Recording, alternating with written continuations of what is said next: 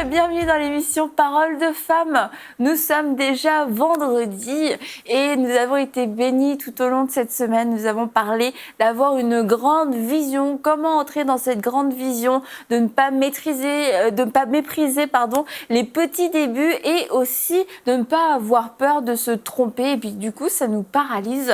Et hier, on a un petit peu abordé le sujet avec Mathilde du surnaturel dans la vision parce qu'on a vu tout ce que nous, on pouvait faire et tout ce qui était finalement sous notre responsabilité dans ce que Dieu nous avait confié. Mais tout le reste, nous, notre responsabilité, elle est assez minime. On dit oui, on fait le premier pas et en gros, c'est Dieu qui fait quasiment tout le reste. Et c'est de compter en fait sur la grâce et sur la faveur de Dieu, sur le surnaturel de Dieu pour faire la différence. On a parlé hier aussi que les gens du monde pouvaient très bien percer, que les gens du monde arrivaient à faire des entreprises, à devenir célèbres, à décrocher des contrats, etc. Et pourtant, ils n'ont pas l'esprit de Dieu, mais ils ont une détermination quelquefois qui a fait toute la différence. Et nous, en tant qu'enfants de Dieu, on est appelés à faire la différence avec le surnaturel de Dieu. Et c'est ce qui va nous encourager aussi au jour le jour, parce qu'on sait que nous avons un grand Dieu sur qui nous pouvons compter. Et puis, tu parlais hier, Mathilde, des connexions divines. Et c'est vrai que Dieu organise des rendez-vous exceptionnels, des choses, on peut envoyer des CV, on peut frapper aux portes, on peut contacter des gens, passer des appels, et il n'y a rien qui fonctionne. Et quand Dieu ouvre la porte et forme des connexions divines, ça change absolument tout. Ça change toute la vie quand on laisse Dieu faire nos connexions.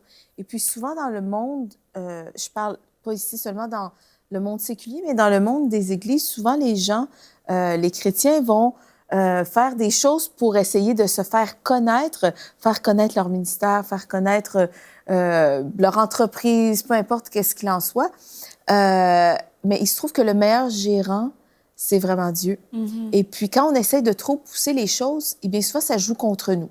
Et il faut vraiment laisser Dieu être notre agent de contact parce que c'est lui qui fait le meilleur, il fait encore au mieux que nous. Et des fois, on pense que donner la main d'une certaine manière ou avoir un certain regard, un certain... Bon, faire des choses humaines, oui, il y a des choses qu'on peut faire. Mais quand on a dit oui, tu parlais de dire oui à Dieu, une fois qu'on a dit oui à Dieu, eh bien, c'est là que le surnaturel embarque. Et si on laisse Dieu faire nos contacts, et c'est lui qui va essayer, qui va tisser des liens, il va tisser des rendez-vous divins, il va faire, oui, exactement, il va faire créer des connexions divines que nous, naturellement, on n'aurait jamais été capable de faire. Dans notre vie, vraiment, il y a des choses... Mon mari a toujours dit, moi, je laisse Dieu être mon agent de contact et jamais je ne pousserai des choses. Même, il aime tellement pas se promouvoir lui-même, il va pas souvent donner... Des fois, il pourrait donner un disque ou un livre. Ou... Il va le faire quand l'Esprit de Dieu lui dit, mais pas dans le but de se promouvoir. Vraiment, s'il fait ça, c'est pour bénir quelqu'un. C'est juste parce que par obéissance. Mais sinon, vraiment, dans notre vie, tous les contacts surnaturels qu'on a eus, c'est ça, je viens de le dire. C'est Dieu qui les a faits. Et je pense que quand on agit, quand on est dans cette relation désintéressée, c'est là où Dieu peut agir. Et de ne pas se décourager si on a l'impression qu'on est connecté à personne. On se dit, moi, il n'y a personne qui peut m'ouvrir de porte, il n'y a personne qui va pouvoir m'aider.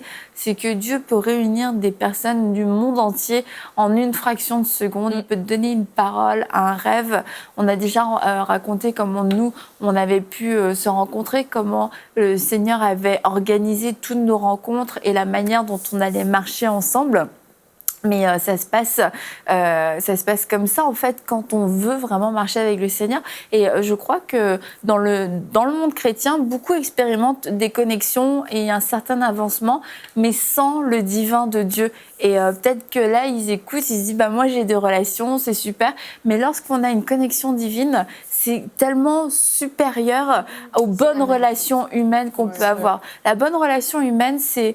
Il y a comme un intérêt et la connexion divine, elle a un fruit, il y a une onction sur cette connexion qui fait que sans que tu travailles à cette connexion, il se passe quelque chose et ça produit quelque chose et on n'est pas dans l'effort de gagner, de plaire, de convaincre. C'est comme l'autre est déjà gagné à ta cause et t'es gagné à sa cause. Il n'a pas parlé, t'as pas parlé, mais l'Esprit de Dieu nous a unis, a dit il faut faire quelque chose pour cette personne. Et moi, je vois, il y a des personnes qui nous contactent ici et quelquefois, les gens, tu sens qu'ils nous contactent parce qu'ils ont l'impression que si EMCI TV ne fait rien pour eux, bah, Dieu ne fait rien pour eux, mais Dieu est tellement plus grand que EMCI TV. EMCI TV, c'est un super canal, gloire à Dieu, mais c'est pas Dieu. EMCI TV, c'est pas Dieu et c'est pas EMCI TV qui va envoyer les gens, qui propulse les gens, qui décide que tel et tel a un appel. Nous ne sommes pas Dieu et on peut pas prendre la place de Dieu. Et c'est pour ça aussi qu'on peut pas répondre à tout et à tout le monde parce que faut que nous-mêmes on reste focalisés sur ce que Dieu nous dit de faire, mais de ne pas mettre ses espoirs en l'homme ou dans des organisations parce que c'est dangereux en fait. Oui, il faut faire très attention parce que l'homme a tendance à s'accrocher à ce qu'il voit, mais les voies de Dieu sont parfois insondables. Parfois, le chemin que nous on pense que Dieu va ouvrir, mais ce n'est pas ce chemin-là que Dieu ouvre. Il ouvre une porte qui est totalement différente de ce à quoi on avait pensé. Donc, parfois, on essaie de s'accrocher sur des personnes parce qu'on se dit, mais telle personne a réussi, si je réussis à entrer en contact avec elle, mais moi aussi, de fait, je vais réussir et tout. Mais Dieu ne fonctionne pas comme ça. Il faut vraiment que ce soit Dieu qui nous mette à cœur de, voilà, telle personne. Tu peux aller vers telle personne. Mais si Dieu ne l'a pas fait, vraiment, il ne faut jamais mépriser toutes les personnes qui sont autour de nous parce qu'on ne sait pas, on ne connaît pas la destinée des gens, en fait. Moi, j'ai vu des personnes, ils cherchent des connexions divines loin, mais ouvre tes yeux à côté de toi. Tu as plein de gens que Dieu a disposés devant toi, mais parce que cette personne n'a pas un nom, entre guillemets, ben, tu fermes tes yeux à cette personne-là, mais tu ne sais pas toutes les portes que Dieu peut ouvrir dans ta vie au travers de cette personne. Donc vraiment, ce n'est pas nos propres calculs. Et ça, c'est vraiment quelque chose qu'on doit se mettre dans la tête. Ce n'est pas parce que, voilà, Nadine, aujourd'hui, peut-être, elle est femme de pasteur, je veux absolument coller avec Nadine, alors que Dieu ne m'a pas forcément demandé de faire ça. Ce n'est pas comme ça que ça marche. Ce n'est pas des calculs humains. Ce n'est pas des choses qui viennent de notre raisonnement. C'est vraiment des choses que, parfois, on est surpris. On se dit, ah, mais tiens, je ne savais pas que, comme ça, j'allais connecter avec Nadine. Parfois, ça vient nous surprendre parce que, justement, on ne l'a pas calculé. Donc, vraiment, il faut qu'on fasse confiance à Dieu aussi parce que quand on calcule nous-mêmes, quelque part, c'est comme si on ne faisait pas totalement confiance à Dieu pour nous amener là où il a prévu. C'est vraiment, je fais confiance à Dieu. Dieu passe par qui il veut. S'il veut passer par quelqu'un de complètement inconnu, alléluia, je vais avec cette personne-là. S'il veut passer par quelqu'un de connu, c'est super, je vais vers cette personne. Mais c'est Dieu qui doit le faire. Ça ne doit pas venir de nous-mêmes, ça doit vraiment venir de Dieu. Amen. Mais Aurélie, comme tu viens de dire, c'est ça, de savoir que c'est Dieu, en fait, qui est la meilleure carte de visite. C'est pas nous. Et ce que j'aime bien, quand on parle des connexions divines, ça me fait toujours penser à David. Tu sais, David, il était à son affaire. Il était dans les champs et son père lui dit, va apporter à manger à tes frères. Et des fois, les gens peuvent penser que pour être connecté, il faut que je sois devant, il faut que tout le monde me voie, pour que quand un pasteur invité rentre, il me remarque. Mais peut-être c'est dans ton service que tu fais humblement, tranquillement, que là, Dieu déjà, il s'arrange pour te positionner. Tu sais, David aurait pu dire à ses frères, arrivez là, écoute, vous allez en guerre apporter des provisions. Tu sais, il aurait pu y aller vraiment à reculons, mais il est allé avec un bon cœur, il est allé apporter. Et regardez comment Dieu a mis en place une situation que David se retrouve à l'avant, il tue Goliath, il se retrouve devant le roi Saül. Et encore une deuxième fois encore, Saül passe par des temps difficiles, on connaît quelqu'un de la maison du fils d'Isaïe. Je vais vous lire le passage, je l'ai ici, dans 1 Samuel 16, 18. L'un des serviteurs prit la parole et dit, « Voici, j'ai vu un fils d'Isaïe, Bethlémite, qui sait jouer. C'est aussi un homme fort et vaillant, un guerrier, parlant bien et de belles figures, et l'Éternel est avec lui. » Et là encore, David reçoit une faveur qui est activée par son excellence. Il fait quelque chose de tellement bien qu'on a reconnu cela et on est allé le chercher. Et là, il ne rencontre plus le roi dans les champs, il rencontre le roi dans le palais royal. Et vraiment d'encourager les gens, au lieu de chercher à se positionner, à faire des appels, des textos, des emails et tout ça, sois dans ton service, fais-le comme il faut. Le Seigneur t'a appelé, t'a donné une vision, aussi petite qu'elle soit, fais-le comme il faut, fais-le avec excellence et lui-même va réorienter les choses et tu vas avoir des connexions, des faveurs. Et comme tu as dit, Annabelle, il y a une onction aussi qui coule quand il y a des relations qui sont faites par le Seigneur. Si on le voit avec nous, ben on est amis. Hein, Mathilde, on est amis. Mathilde, on est amis. On est amis, ça Comme coule. deux éléphants. Oui. On est amis, ça coule tout seul, ça force pas. Alors que si c'était une relation forcée, ah ben là, c'est comme, OK, ça fait 3 jours, je ne l'ai pas appelé, est-ce que je devrais l'appeler? Oh, mais peut-être j'hésite. Tu sais, on va marcher vraiment avec nos propres calculs. Mais quand c'est Dieu, ça coule tout seul, Ouais. quoi. La parole de Dieu dit « Malheur l'homme qui se confie en l'homme Et vraiment, j'ai vu dans ma vie des gens qui se sont confiés dans les hommes pour leur promotion. Et en fait, c'est quand on se confie dans les hommes et qu'on ne se confie pas en Dieu pour notre promotion, eh bien, c'est que les hommes peuvent nous laisser tomber, les hommes peuvent faillir et même les hommes peuvent mourir. Et ça peut être vraiment tragique si on a confié notre vie, si on met notre réussite, si on met notre percée dans la vie, si on compte sur quelqu'un. Et oui, c'est bien de compter sur les gens, mais ultimement, pour notre percée, il faut vraiment croire que c'est Dieu qui le fait, que c'est Dieu qui nous positionne au bon endroit. Et il ne faut pas essayer de créer des plans B quand le plan A de Dieu n'a pas fonctionné. Et vraiment, je veux encourager les gens à demeurer dans le plan A, même si des fois, tu as parlé du roi David, mais tu vois, le roi David n'était pas le premier choix des hommes. En fait, c'était le dernier. C'était même pas un choix. En fait, il n'était même pas dans la liste parce qu'on ne l'a même pas fait venir pour la sélection. Donc, on a fait venir ceux qui étaient beaux, grands, forts, musclés. Sinon, mais David, le petit berger, c'était pas du tout une option. Et puis pourtant, c'est un homme absolument extraordinaire qui a entré dans l'histoire. Dans l'histoire, il a marqué. Un homme selon le cœur de Dieu, en plus. Tout à fait. Ça fait que vraiment, demeurons dans le plan A, faisons confiance à Dieu et laissons-le faire les connexions. Laissons-le faire notre promotion. Et tu vois, la connexion qu'on a ensemble, ici, tout le monde, c'était divin. Il y a des choses qui se sont passées. Tu te dis, mais c'est juste Dieu qui pouvait faire ça. Et puis, laissez Dieu faire le miracle. Et comment ça marche pour les connexions, mais ça marche aussi pour la provision. Parce que, comme tu l'as dit dans la semaine, Aurélie, il y a beaucoup de choses qui dépendent de l'argent. Et il y a peu de choses qu'on peut faire, c'est vrai, sans aucun moyen, que ce soit financier ou matériel. Et de ne pas se limiter ou de se dire, OK, bon, j'ai commencé, mais ça va juste s'arrêter là parce que c'est là que moi, mes moyens s'arrêtent. Si la vision va au-delà de ce qu'on voit aujourd'hui, de ce qu'on fait aujourd'hui, ça veut dire que la provision va aussi au-delà. Et cette provision, il y a 2 façons d'aller la chercher. C'est d'aller la chercher nous-mêmes, en fait, en faisant des efforts, en allant demander de l'argent ici et là. Ou il y a aussi la deuxième méthode, qui me semble être une meilleure méthode, c'est de se confier en Dieu et de dire à Dieu, c'est ta vision, donc c'est aussi ta provision. Et de pas se transformer en mendiant. Et puis surtout, il y a ces 2 aspects. Alors, il y a soit on se transforme en mendiant, on va vraiment quêter de l'argent pour la vision, comme si finalement Dieu n'avait pas fait sa part. Du coup, c'est aux gens autour de nous de donner pour la suite, ou alors de mettre de la pression sur les gens. Mais moi, Dieu m'a parlé, c'est un projet de Dieu. Si tu donnes pas, ça veut dire que tu n'as pas compris. Or, au final, on est d'accord que la plupart du temps, ça se termine pourtant de la même façon. C'est qu'il y a des personnes qui vont contribuer, comme pour nous, ici à EMCI TV, il y a des visionnaires qui ont contribué à la vision, mais ils n'ont pas contribué parce qu'ils se sont sentis forcés, parce qu'on a mendié, parce qu'on leur a fait des menaces.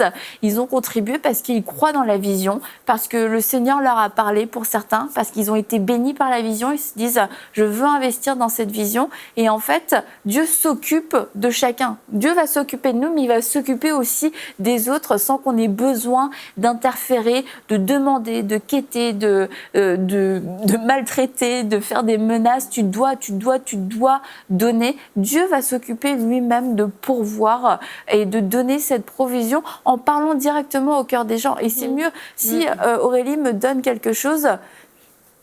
C'est mieux pour notre relation à nous qu'elle vienne me dire, Annabelle, je te donne ma voiture.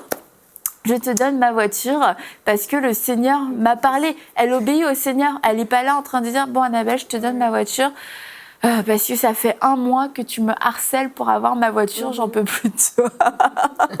Et la Bible nous dit qu'il y a cette histoire de la veuve avec le juge inique. D'ailleurs, tu voulais pas en parler dans la semaine? Oui. Comment? Bah, attends, je vais dire mon idée. Qui va voir ce juge, etc.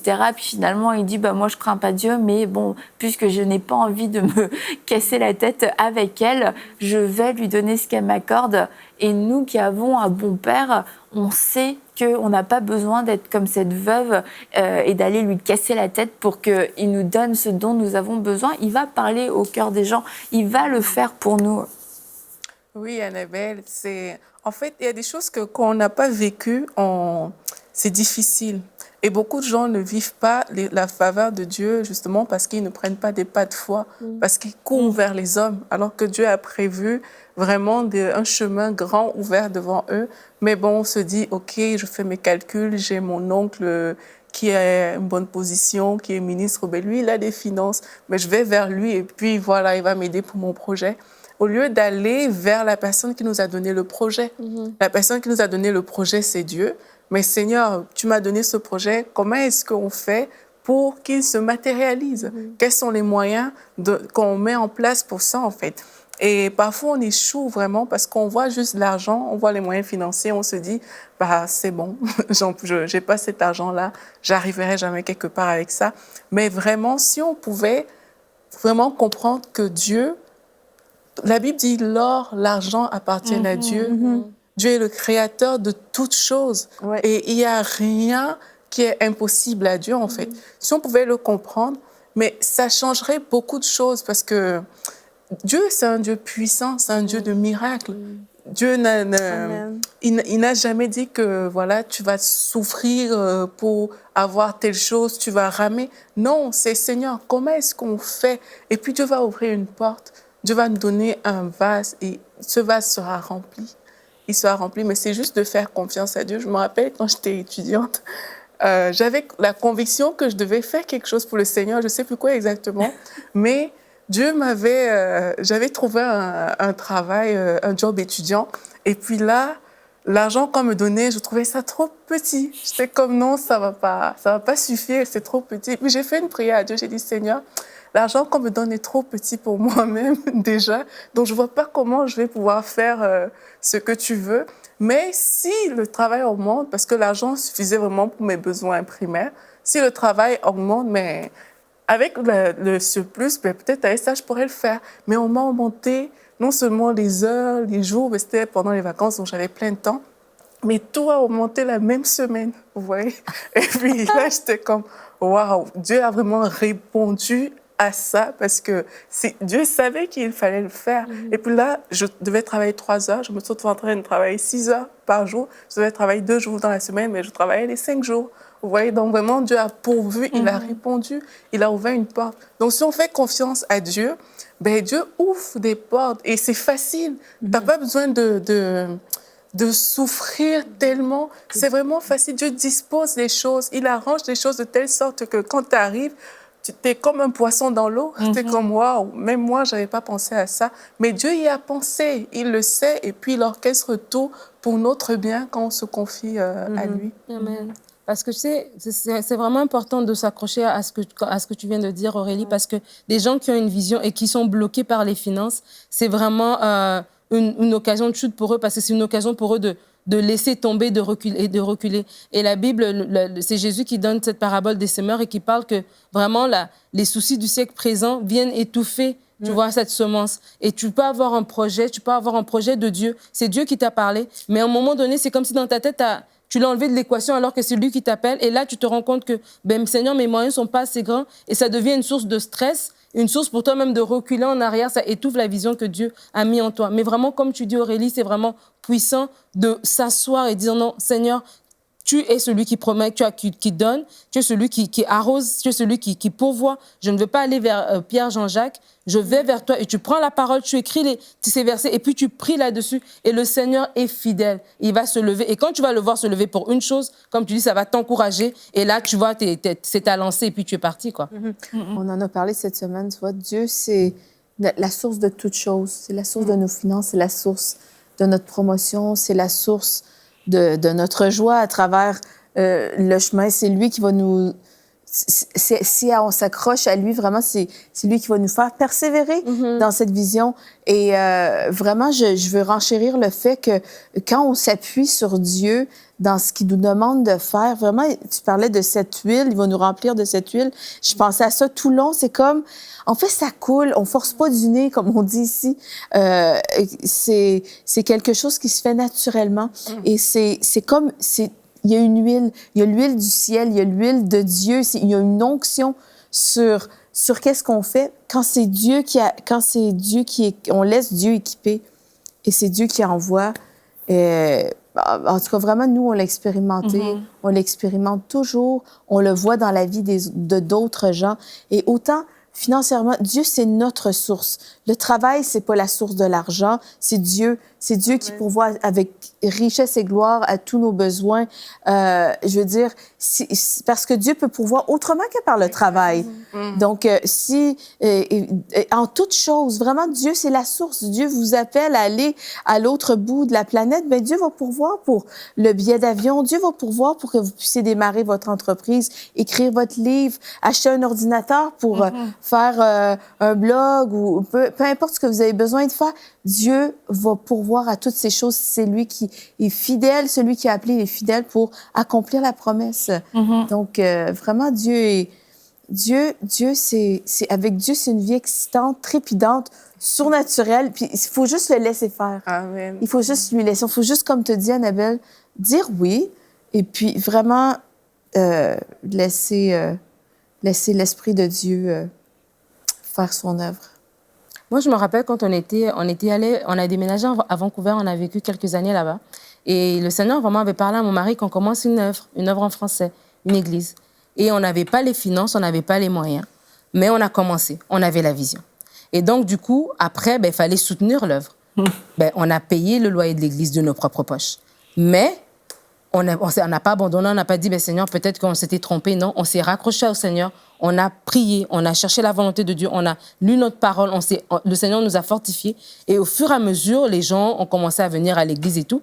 Et puis après, l'église, elle a su voler de ses propres ailes financièrement. Mais ce que je veux retenir de ça, c'est Aurélie, tu en avais parlé pendant la semaine, c'est qu'au sortir de cette église, maintenant qu'on est revenu au Québec, il y avait un couple québécois qui ne connaissait pas le Seigneur, qui était perdu ils étaient vraiment...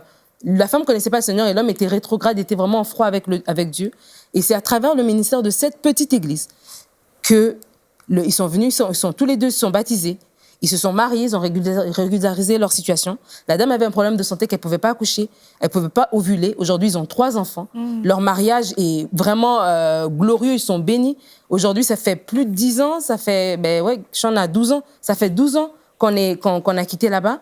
Mais jusqu'aujourd'hui, elle nous envoie des cartes à chaque Noël. Et puis, de temps en temps, on s'appelle et puis on prend des nouvelles. Leur vie a été totalement transformée de par le fait qu'on a répondu oui à la vision, à ce que Dieu a dit. Est-ce qu'après, il y a d'autres vies qui ont été transformées? Peut-être. Mais peut-être que, comme tu as dit quand tu parlais de l'exemple de la boutique, peut-être que Dieu nous avait mis là juste pour ce couple-là. Peut-être que c'était juste en voyant des gens ordinaires comme nous qu'ils avaient pu être touchés et non en allant dans d'autres endroits. Donc, c'est vraiment important de s'accrocher. Même quand les vents semblent violents, accrochez-vous.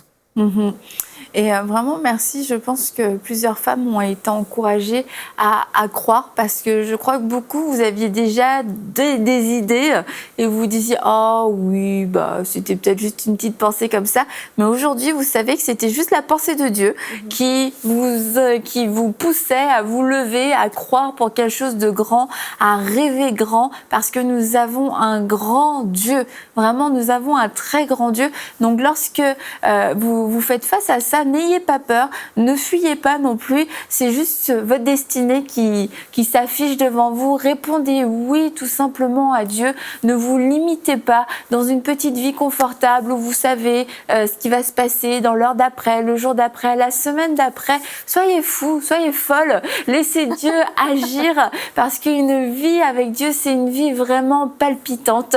Oui, il y a des moments où on frémit un peu parce qu'on ne sait pas ce qui va se passer, mais on sait que Dieu est bon et que Dieu est au contrôle et qu'à travers nous, il veut faire des grandes choses. Et lorsqu'on dit des grandes choses, c'est pas forcément être une personne connue et reconnue par le monde entier. C'est une personne qui est connue de Dieu. Une personne, quand Dieu la regarde, il dit « Je suis fière d'elle parce qu'elle fait ma volonté. » Elle parle quand je lui dis de parler, elle se tait quand je lui dis de se taire. Elle écrit si je lui dis d'écrire. Elle se positionne dans la société là où je lui ai demandé de se positionner. Elle donne avec les moyens qu'elle n'a pas encore, mais parce qu'elle est dans la foi.